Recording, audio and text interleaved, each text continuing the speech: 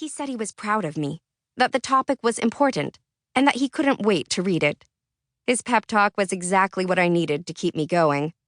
It broke my heart to think that Colin may not hear the same motivating messages from adults that he so freely gives. Do young people like Colin ever hear a counter-narrative? Do they know there are adults who champion their potential? Do they hear us rooting for them? Or is it drowned out by a million little sighs, slights, and eye rolls? As caring adults, we must aim for encouragement to be louder than all the negativity. This book seeks to be the antidote to the intergenerational mudslinging, to serve as a reminder of the influence we can have on young people. After all, the successes of young people are shared by us all. We all benefit when a young person sees a problem and takes action. Children can make a difference, not years from now, not when they are older, but right now. Why wait? Have you ever asked a child why they are in school? As a third-grade teacher, I ask this question to my students each year. Their answers seem to follow a script. Almost every child will answer confidently that they go to school so they can learn. If you ask a child why they need to learn, many will tell you it's so they can get good grades. Then, they might add, they will need good grades in order to go to college or so they can get a good job. This thinking is so prevalent that it is rarely challenged. Workforce training, while certainly a benefit of schooling, is not the goal of education.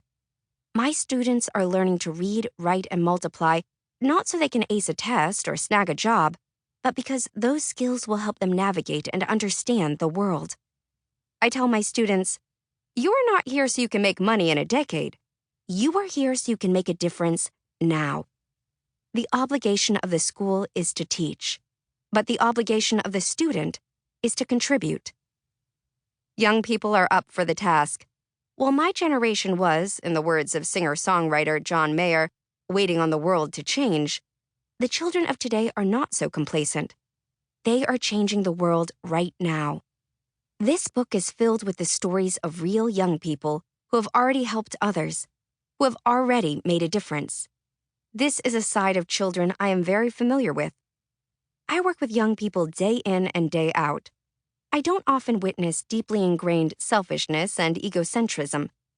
More often than not, I see organized efforts to help others alongside small acts of compassion.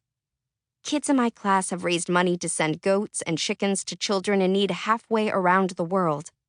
They have collected canned foods for the local homeless shelter, even though 90% of the students at my school live below or very near the poverty line.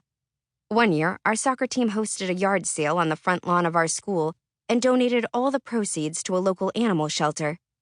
Our students have sent handmade cards to the Veterans Hospital on Veterans Day and to the Senior Center on Valentine's Day. It's these everyday acts of casual kindness that reveal my students' true nature. When I knock something over in my classroom, a child is there helping me clean it up before I even have a chance to bend down.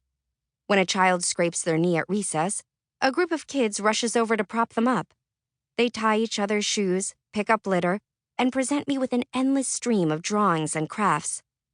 When a child makes a teary-eyed confession to the class that they have lost someone they love, the other children scoot closer to put a loving arm around a friend's shoulder. They offer words of comfort and encouragement. These acts of generosity add up. I saw firsthand the impact my students can make when I ask them to write notes to me, starting with the phrase, "I wish my teacher knew." Their answers were thoughtful and honest. One said, "I wish my teacher knew I don't have pencils at home to do my homework." Another said, "I wish my teacher knew how much I love my family." Photographs of the notes went viral. In doing so, my students inspired teachers from Algeria to Japan to Germany to ask the same beautifully humble question: what do you wish your teacher knew?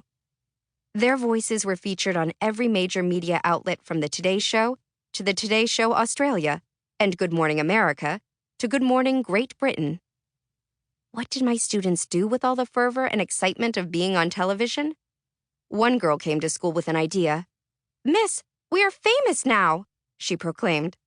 I figured the next line might be a plea to cancel homework, but instead she finished, "So we should help people."